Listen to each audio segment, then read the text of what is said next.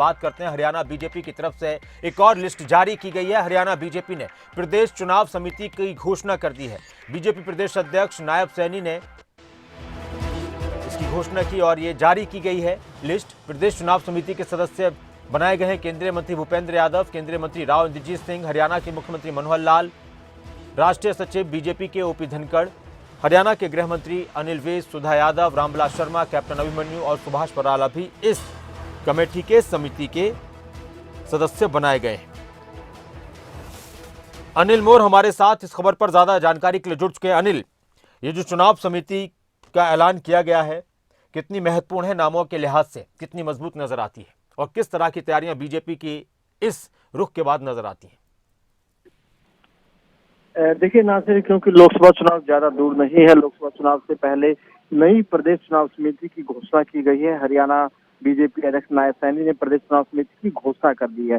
बड़े चेहरों को चुनाव समिति में रखा गया है। मुख्यमंत्री मनोहर लाल चुनाव समिति के सदस्य हैं। इसके अलावा 2 केंद्रीय मंत्री जिनमें भूपेंद्र यादव और राव इंद्रजीत सिंह इसे चुनाव समिति के सदस्य है।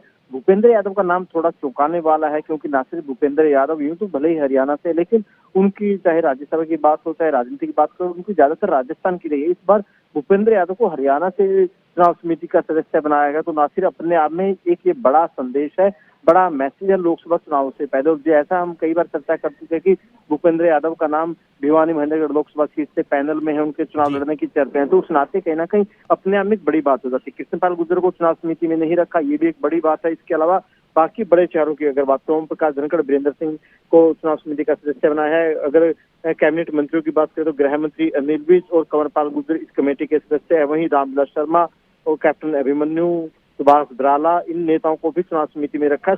सुधा यादव भी चुनाव समिति में है। कुल 18 सदस्य हैं, जिनमें से 14 सदस्य है, 1 पदेन सदस्य और 3 विशेष आमंत्रित सदस्य। यानी लोकसभा चुनाव की तैयारी जिस तरीके से जुटी हुई है, जो प्रदेश चुनाव समिति है, जो भी अहम फैसले करने होते हैं चुनाव समिति उसमें कहीं ना कहीं अहम फैसले करती है। जी मैं आपसे 2 बात और पूछना चाहता हूं अनिल, आप अगर इसकी गहराई में जा सके कि एक तो कृष्णपाल गुर्जर का नाम इसमें नहीं है, उसकी वजह क्या हो सकती है, और चौधरी वीरेंद्र सिंह बीजेपी के नेता हैं, वरिष्ठ नेता हैं, लेकिन काफ़ी कुछ इस दोनों उनको लेकर जेजेपी को लेकर उनकी सियासत गरमाती रही, तो उनका इस लिस्ट में नाम आना कितना महत्वपूर्ण है?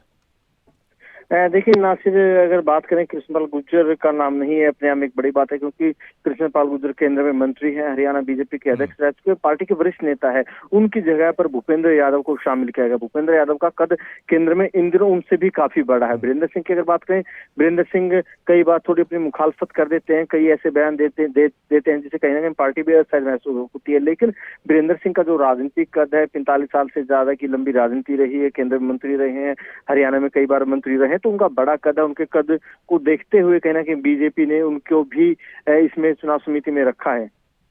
जी, शुक्रिया पूरी जानकारी के लिए बातचीत के।